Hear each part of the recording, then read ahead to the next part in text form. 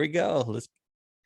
All right. So yeah, once again, I got to start by laughing. So this is Danny White. Welcome to the Mental Fitness Mastermind podcast, powered by mentalfitness.care and the Athlete Mental Health Certification Program, where athletes are coming together to help athletes and stakeholders in the game of life. Okay, so I've got to do some housekeeping here. All right. The bottom line, if you're an athlete, you have a position on our team. If you're a stakeholder, if you're a brand or a business, you have a position on our team. If you're a transition coach for athletes, kind of like our guest today, that her whole world and their business revolves around athletes and helping them in the business world take care of their mental health and helping them stay alive that way. So if you're a coach, you're a mental fitness professional, sports psychologist, brand, a parent of an athlete, then we definitely need to connect with you. And that's the part, because we all have a part to play. We all have a position to play. It's kind of, I tell this story all the time. When I first started out in college, I was so rogue as a player because I always wanted to be in the action. I was so aggressive, and all I wanted to do was be up in the mix, that I didn't play my position very well. My individual accolades, yeah, I've got all the recognition individually, but our team suffered because of my lack of discipline, my lack of understanding that I had a position to play. And then as I became a junior and a senior, I played my position better. Therefore, the team was better because we all had a position to play. And that's kind of what we're doing at the Mastermind. I'm going to bring in all of these people. I'm going to let them have a platform to talk, and I'm going to play my position. So that's kind of where we're at. And then in terms of, I'm going to put all of the guests, I'm going to put all of their information, their pertinent information down in the box below. And if the content breaks up, we're going to circle back. We'll put all of that information down below so you don't miss anything. But and one of the things that I do personally, I let them tell who they are. I let them talk to you and tell you who they are, versus, giving all this long bio. It's just something I don't do. I let them talk for themselves. But all right. And so let's meet one of your teammates, Danielle. Okay. Take it away. Absolutely. Well, thanks so much, Danny, for having me on. It's a pleasure to be here. I love what you're doing. Thank you. I'm Danielle Berman. I am the founder of Tackle What's Next. And just like Danny said, we support you are no longer an athlete, right? When you can no longer strap up those cleats or put on those pads and walk on the field or get on the court. What are you gonna tackle after that? And so we really do work with quite a few athletes on the identity challenges that they have. Who am I outside of XYZ, whether it's gymnastics, like we're seeing at the Olympics, right? We're seeing tennis, we're seeing all of these different athletes speak out about this, but I think it's important for each and every athlete to be asking him or herself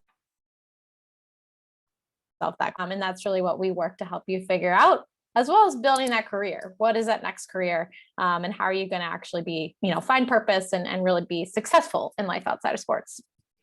So we talked, Danielle and I talked before we really come on the air. And one of the things, again, me being an athlete and entrepreneur, one of the biggest challenges that I had is, the shift in identity crisis that I suffered, because, I go from being this athlete, that's what I was known for.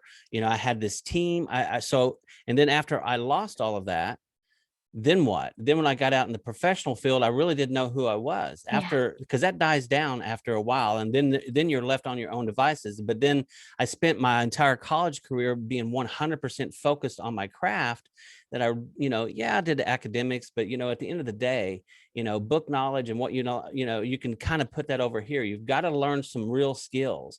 And when we started looking at the Athlete Mental Health Certification Program, and I started talking to doctors and started talking to lead psychologists and sports psychologists and wondering, how can we develop a curriculum that is pertinent to the athlete's total mental health and transition in business, that kept coming up. And then I started doing the searches, and I found Danielle Berman and her team at Tackle What's Next. And I started following you probably 3 or 4 months ago. And then I actually got notifications where I get everything. It kind of just bings on me because I'm thinking, you guys are evolving. You're right on pace. I love your forums. I love the way that you bring in real world athletes that talk about real life situations. And then you have professionals that kind of guide them along the way. So I really appreciate what you're doing with Tackle What's Next.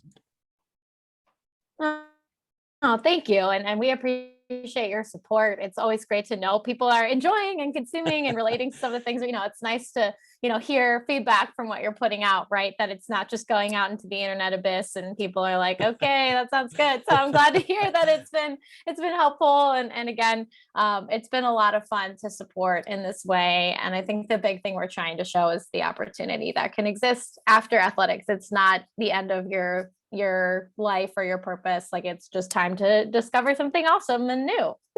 And you know what you're also offering is community. I mean, and that's so big. I mean, one of the I have the acronym for the action plan, RACE, RACE, and the last one is empathy. So athletes empathizing with other athletes and building community through a common bond. And I think that what you've done is, yeah, you're offering all of this information from a technical standpoint, but you're giving something that's literally hard to measure, but it's invaluable. It's that empathy that you have. It's that core mindset coming together and that inside joke. I mean, they can get it because they walk in that world together. And I really appreciate what you're doing with Tackle What's Next with that empathy side.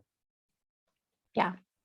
Yeah, no, I think the community is a big part of it. And, I think a lot of folks, if you'd ask athletes, one of the things they miss the most about sports is that team, right? Yeah. They miss being in the locker room and Yeah. having that connection and just Right. having those group of people that's there for you and fighting alongside you to win. And it's hard to recreate that. It's a very different environment, even from like an office team. So it's different, it's fun. And, what we're throughout your career into whatever you're going to do next, that there is a group of people that you can empathize with, like you said. So, yeah.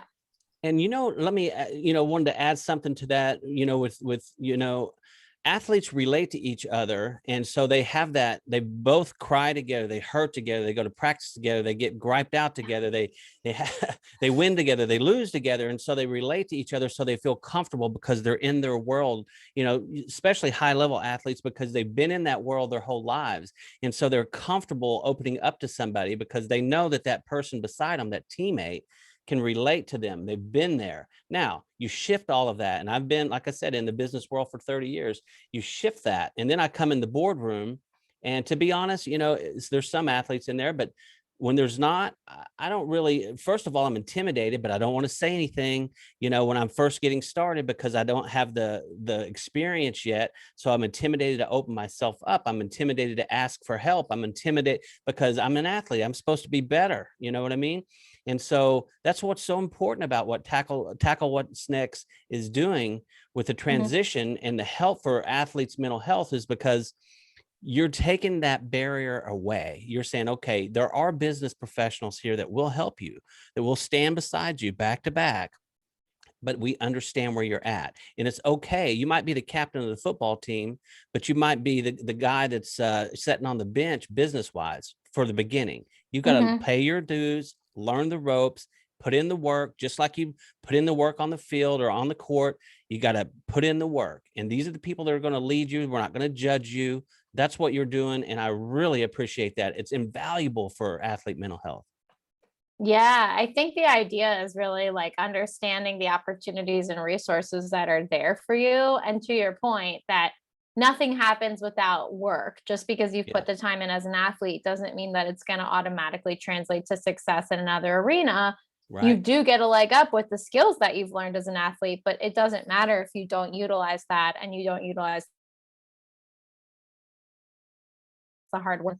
A lot of people, I think, look for like the 3 steps, like the easy plan. And I wish that I could give everybody an easy plan, but unfortunately the real world doesn't have a cheat sheet, and there's not a best practice of navigating what's next for every person. It's so individualized. And so to your point, it can be really vulnerable to leave a high level profile job you have, whether that's college or professional sports, and then go into, entry level or start over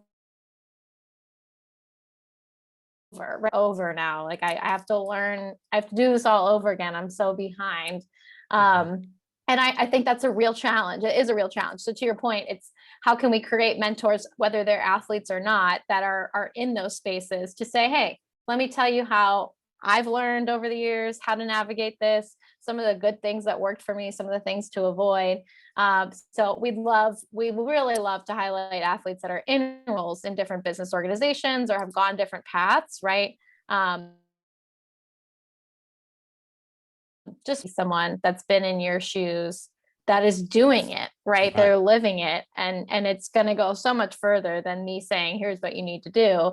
If they're like, no, here's really what you need to do because I've been there and this helped, like it's just, it goes a long way. It's back to that community piece, right? It's so powerful to be able to talk to your peers about, the challenges, the opportunities. You can be vulnerable to someone that gets it, it's a lot easier than being vulnerable to someone that may not, you don't know, right? So we're trying to kind of build that group of people that's like challenge, and we want to help you. So true. And one of the pieces, again, it's that as athletes, we're very prideful because we put in the work. And so we feel like that, hey, I'm putting in this work. I believe in myself. I believe in my teammates. And so the ego comes in, it does. Not everybody has a high ego, but we all have one. Yeah. And then when you come into a world where you're used to being the prima donna or you're used to being the starter, and then you walk into a boardroom and, someone's sitting here just flying away with information that you have no idea how to keep up with. You shell up. And then once you shell up and you don't communicate yourself, then you break yourself off. And then the next thing you know, you get isolated. And that brings me up to my next question. In your decade with working with athletes, what's the biggest mental health challenge that you've seen with the majority of the athlete that's in your ecosystem? Yeah. It's hard to say, but I think one of the biggest ones that I've personally seen is that people really don't outside of their sport. Like their entire value as a human being is sucked into sport, whatever sport they play. And you might think, okay, well, that's not really going to affect like their mental health, but it's about how do you talk to yourself and how do you visualize like what's valuable about you. And I think one of the things, even from like early on in my career, is people would say, I'm the football guy, or I'm the soccer guy, or I'm the basketball girl, right? Like that's who I am. Like that's how my friends refer to me. That's how my family quality. That's what's valuable about me. And I think that's part of the challenge, right? Is you have to go all in to be successful in sports, but all in doesn't mean you can't also start to think about, okay, well, what else is valuable about me? And I think that's one thing I would love to see more people. And I think you're starting to see that now versus 10 years ago, really thinking about like, well, I'm much more than just a basketball or a soccer or a field hockey or valuable skills and attributes. It takes that positive self-talk and that actual like might have to write it down or speak it out loud or have someone talk to you about like all of those amazing things. But I would say that's really the biggest challenge we've seen, that and just like the belief you mentioned earlier, they have to be successful in everything else they do now. Like failure is not an option. I think that's such a stressful life pressure to put on yourself because guess what? You're gonna fail and everybody does. Yeah. Doesn't win everything in real life. Like you're going to fail probably 10 times more than you're going to win. And that's totally fine. And just think about all the losses you took in sports, like to get to that one championship or to get to that one playoff game, whatever it is, you lose a lot more than you're going to win ultimately. And I think that's something to keep in mind too, that it's not always the glamour, the glitz, the CEO job. You have to be able to be comfortable understanding that like it's a learning curve and it's not going to be this pressure on yourself to say it has to go 100% perfect after I retire or after I graduate. It's too much pressure to put on yourself because that's just not realistic. So that's another thing I would say we see a lot is people go, oh, I got to get the perfect job so I can get the perfect XYZ and my future works out like this. And it's just, that's not how it goes. I wish. It is. I know. Unrealistic expectations, basically fueled from an identity crisis in a way. Yeah. I mean, you think about that. Who are you? You don't even know who you are. You're an athlete. And then you have these expectations and then you suffer one defeat after the next, and then you just, then it just goes. I mean, you got to be very careful. And I really appreciate Tackle What's Next. And because I know that the business transition for athletes' mental health it's critical. That's what I really believe in internships. I mean, I was very fortunate. I got an internship as a junior in college, and I think that because you put pressure on yourself because you want to achieve, but I just happened to be working with someone that was a true professional and that understood the internship and started me from the very back of the store and worked my way all the way through to the boardroom. But internships for athletes, or for anyone for that matter, but definitely we're talking about athletes, I think, tackle what's next. And don't be afraid to do an internship if you're a little older, or if you're, just, you don't have to be a freshman or a sophomore or even in college to do an internship. Listen, if you've got time and someone says, oh, well, I don't want to work for free. You know what? Listen, you're not working for free. If sometimes there's internships that you can spend a couple of hours a day or whatever it is, work it out with someone that'll kind of mentor you along the way. And that internship might be freelance. It might be something that gets you involved in a business direction that you want to go. And so as an athlete, you have a chance to work one-on-one with someone or with a team through an internship, so I'm sure those are out there. I haven't seen any, but I'm sure in your world, you guys know all about them. Yeah, I think you brought up a great point. It's like the pressure of an internship. We had a panel that our summer interns, some of whom are student athletes, planned proactive student athlete. And one of the questions was about internships. Like, I don't have time to do an internship. Like, everyone says I need to do internships. How do I navigate?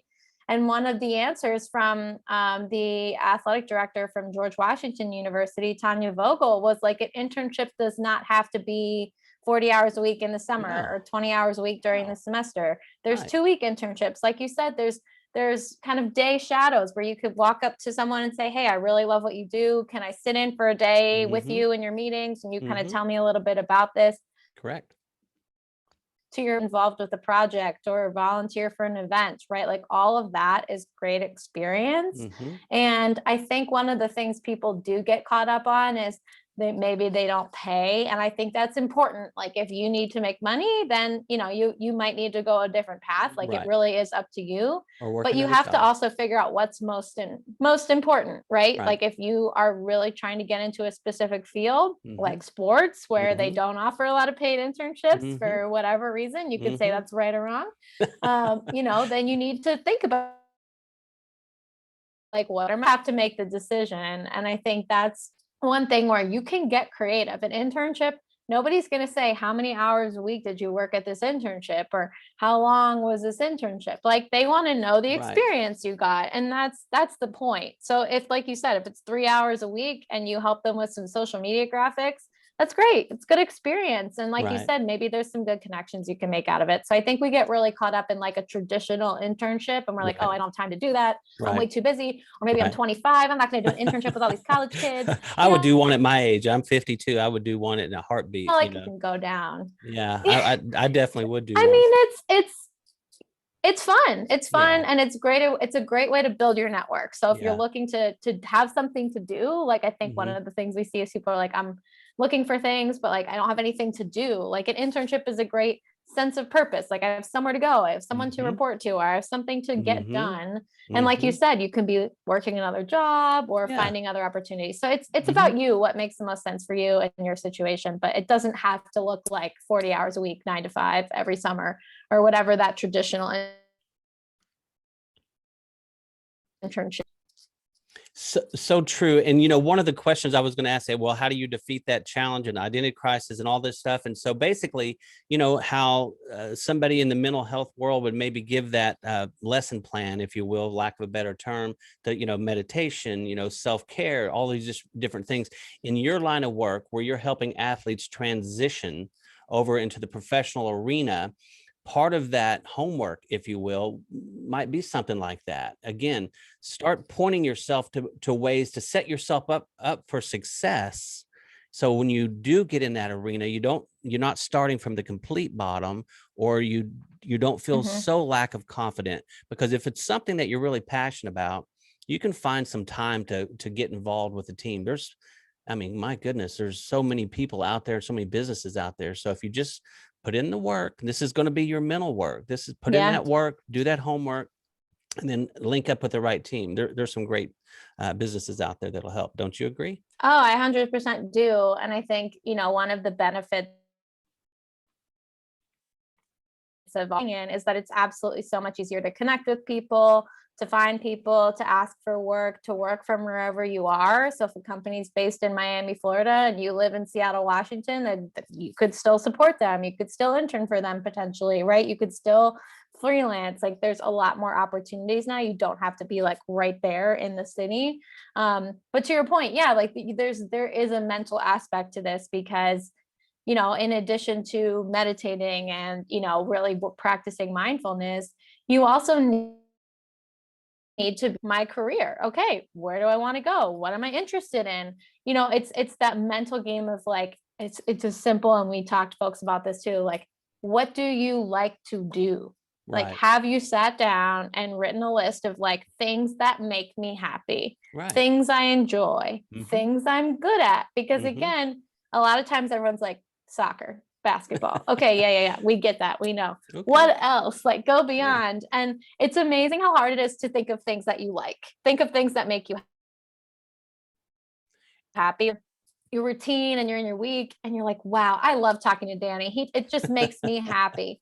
Write that down, like talking to people or Danny, like he's somebody I need to keep on the speed dial when I'm having a tough day. I know I need to call Dan. Like that's important stuff to keep track of. Maybe it's a show you love watching. Maybe it's like keep a track of those joyful things because those are the things that are going to get you through tough days, right? You need to know what you enjoy doing. And then on the flip side, like I think a lot of people are always like, oh, follow your passion. I'm big on following their passions, and people's passions tend to be very similar. Like I love traveling, or I love food, or I love this.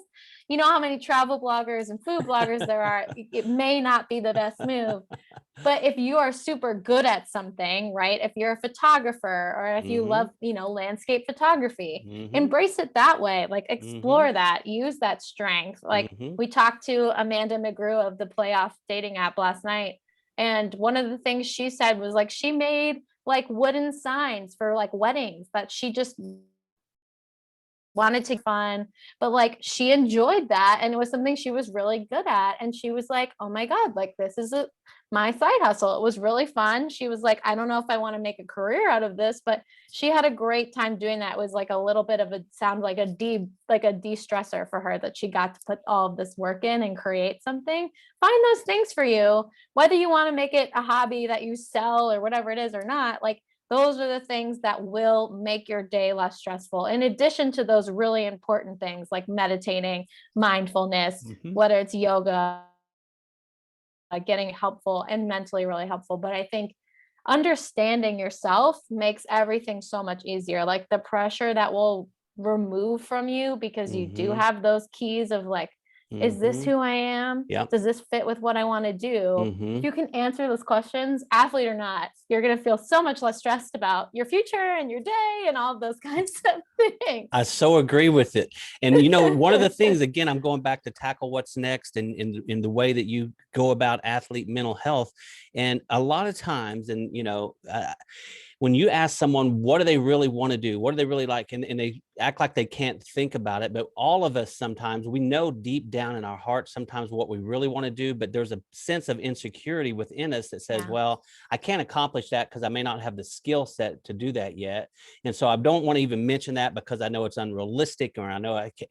One of the great things about Tackle What's Next and your programs and your curriculums, when you're working with athletes, I like the way that you can kind of pull that out of them a little bit and say, okay, just because you might not really know how to do this or not how to do literally something from a rudimentary business thing, if you're not in it, it's still hard. You know what I mean? So if they say, well, I want to start my own brand, my own lifestyle brand, but it's harder than coming up with a logo and then buying a shirt and sticking it up on Zazzle. You know what I mean? Yeah.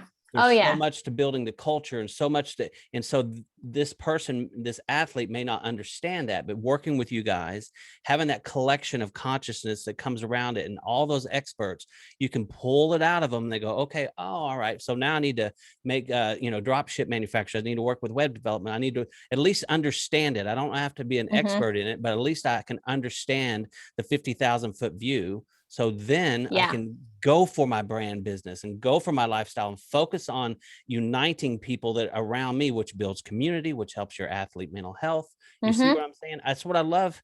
Again, I'm a fan of Tackle What's Next because it's a big thing for athlete mental health. And you pull all of that out of there. You pull all of that for them. You brought up a great point about just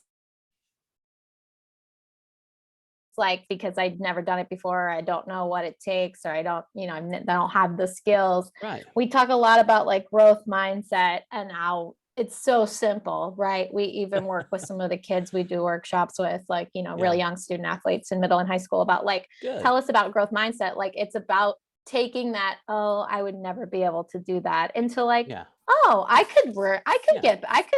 I could think about that. And it's always about leaving options on the table, right? Never saying I'm not good at, always saying I could improve. I don't know, or I can't, or I'm not. Those are really limiting because you're not giving yourself the chance to even take it on. Right. So there is so much power in saying no. And that's not what we're saying here. What we're saying is you should never belittle a skill set that you have. If one, you've never tried it, or two, you're not good at it. Guess what? That's just right now. You can always work to get better. You should always keep that option on the table. Of course. But also to your point, like the 50,000 foot your point, it's not easy to do some of this stuff, and nobody wants to make it seem like it's easy, because then you're going to fall into that trap where you realize how hard it is, and you're like, oh my goodness, why didn't anybody tell me? So I think it's important to also like be able to show you, here's the end goal, what has to get done on the way there, and then is this something you're ready to put that work in? Again, like one of our clients wanted to make a website, and she literally said, this is when I want it done. And we mapped it back. Like, okay, what do you need to do this month? It's so easy though. And it doesn't, it wasn't hard, right? No, but I know it is. Like, I mean, it wasn't like it wasn't. It is hard. But it wasn't like it wasn't a challenge. It's kind of like, what do you mean hitting 100-mile-an-hour baseball? That can't be hard. I mean, look at this guy. Sure. Exactly. Yeah. And you just need to know the process that goes into it, because it always is going to look effortless at the end. Of course. But if you have to see, to see the work you need to put in, because it's not easy. And it took months to get it together. And if she had waited until right before, then had she mapped it out like she did. So it's little things like that you just don't like. It's, again, none of this is rocket science, but it's about actually doing those little things that make such a big difference mentally, because the less pressure you can be putting on yourself, and the more prepared you can be for just what's going to come up and how you need to get things done, you're just going to feel so much more confident in yourself. And that's what's really important. I love what you're saying. I'm a fan. And so one of the things is courage. As an athlete, you have to have the courage to step on the field. You have to have the courage to face an opponent. Especially, I'm a former fighter, so a lot of times it's your ego a lot, but you're standing across the cage with somebody that you got to have some courage there, because that if you slip up at that level, it's all over with. And so in business, for these athletes, they have to have the courage to go, okay, I'm going to try something new. I don't have to be the best at it, but I'm going to try something new. I want to get an overview of it. I want to get help. That's what Tackle What's Next does. All right. I can brag on you all day, and I love doing it. So I'm going to end this with, okay, you're a team, because you have a team. You work with a team. I know you have a big team. I'm looking at it. And so I ask everyone, okay, I don't know if it's your guilty pleasure, but what's the one thing as a teammate that if your teammates know, what's the one thing that you do if your teammates knew, they would just kind of shake their head and go, Danielle, come on, come on. I always say mine was watching reaction videos on YouTube, music. I'm just like, I wake up the next morning, I've shared all these videos. I'm thinking, you got to quit that. People are going to think you're just out of your mind. I'm like, yeah, I just get into it. Oh, that's So, such a good question. yeah. I think one of the biggest things that I wouldn't say I waste time because I really enjoy it, but I Right. watch so much TV, it's almost ridiculous. Okay. I haven't kept up with it in a while, but a friend of mine and I back, I would say a few years ago, we created a blog of the shows we would watch and like our Right. Oh, reactions. that's fun. And it was so fun, but we Yeah. were like so embarrassed when people were like, "Oh, we saw your blog." We were like, "Oh my God, no, like you're not Like, supposed to see no, it." that's So not I'm fair. sure everyone on my team would be like, "Yeah, like, Oh, Danielle, come on. why are you doing that?"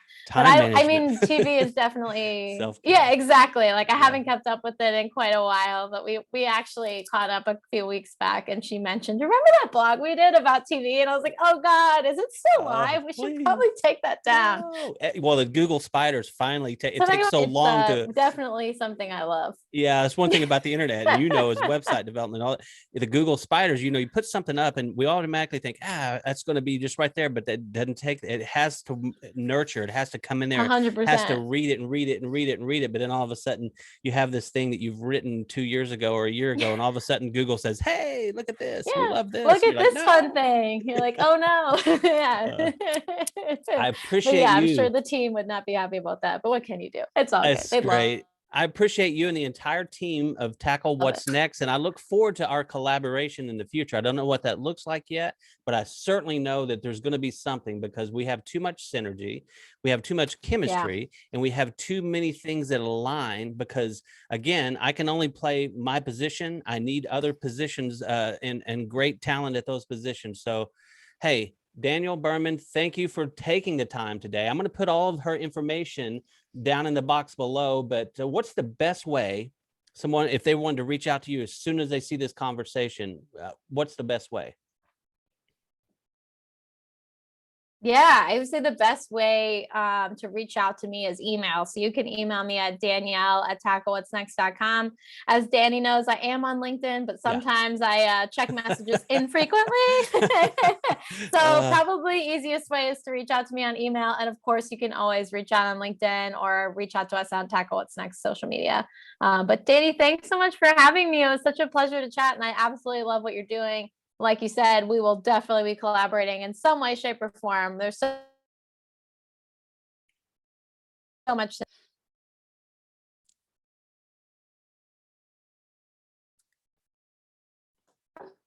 Thank you Oh, so okay. much. I'm sorry. I thought it was a lag. I was thinking, okay, well, there's No, I think there was a little bit of a lag, but yeah, no, thank you. okay, This was Daniel. great, and I really appreciate your time. Have a great day. Yeah, you too. All right. Okay, that's it, folks. Hope you enjoyed it.